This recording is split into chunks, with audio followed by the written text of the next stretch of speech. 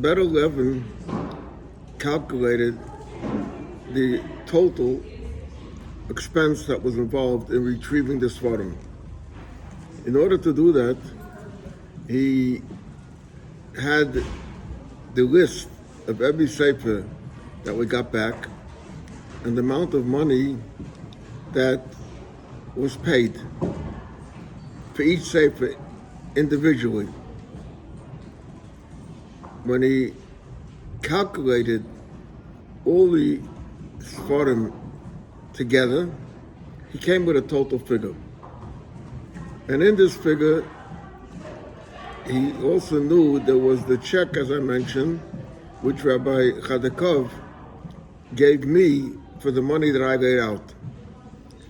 So one day, Beryl approaches me and says he has a question to ask me.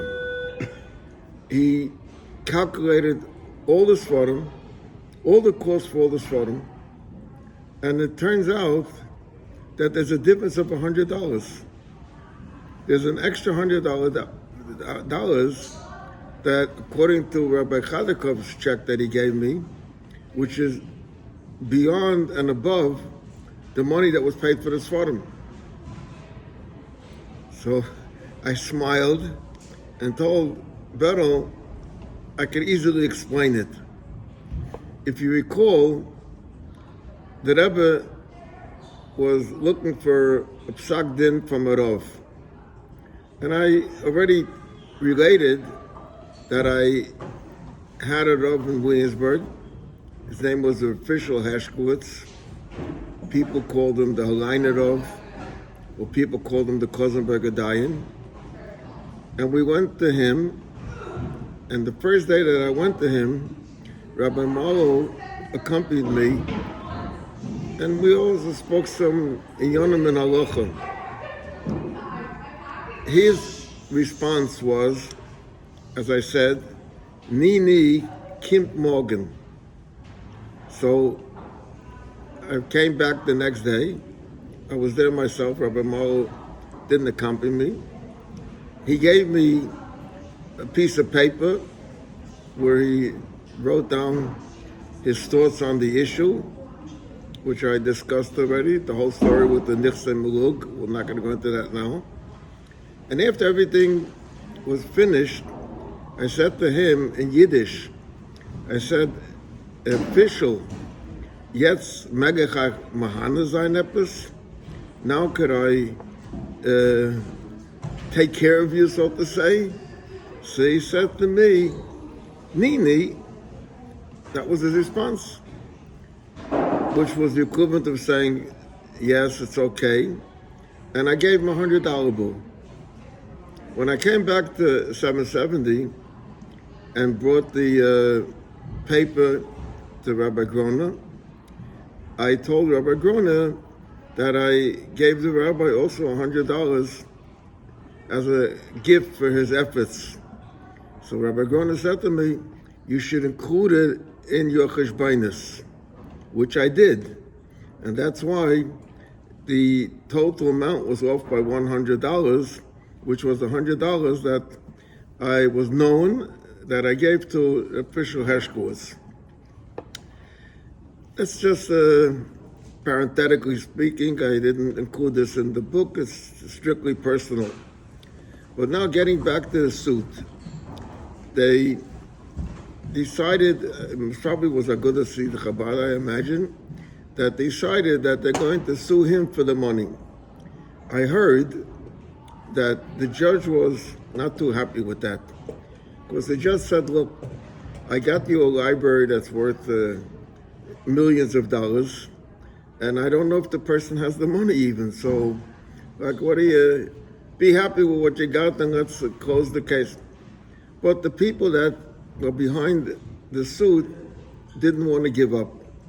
They insisted that the suit go through.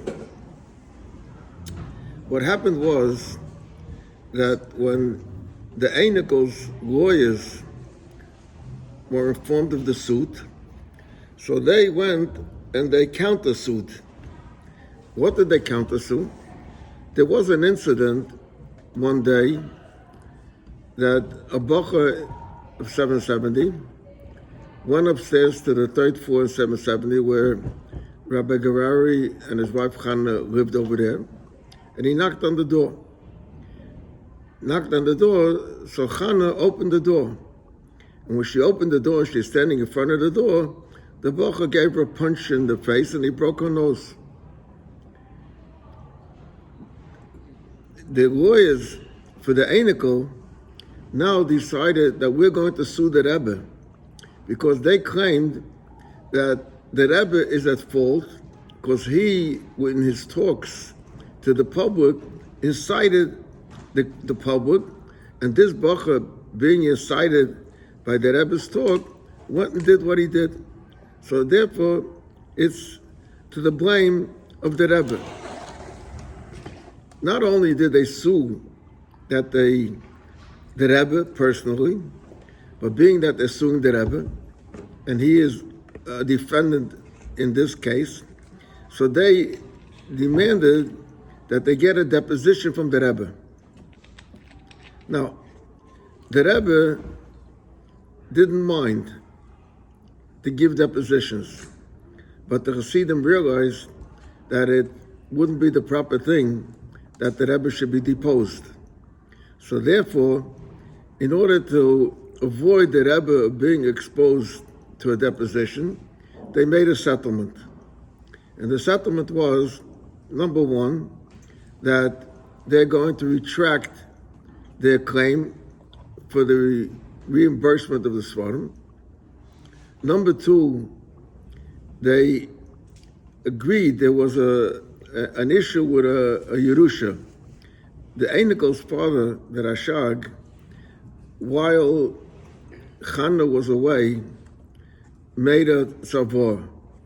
He had some assets of his own, and he gave the assets to Agudas the Chabad.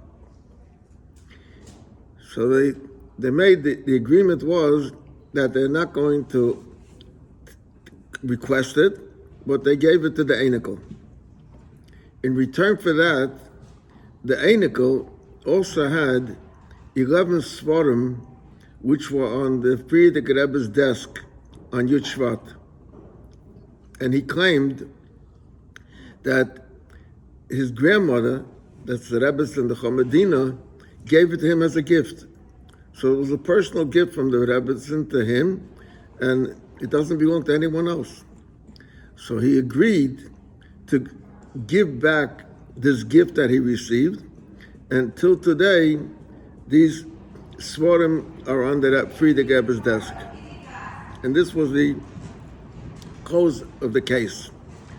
Now, I mentioned that of the some 500 seforim that he took, he only sold 102 seforim, I believe is the exact number. And of that, 94 seforim were gotten back. And as I explained, the problem with the few seforim that weren't gotten back, whatever seforim I brought in through my efforts are now in the library here in New York.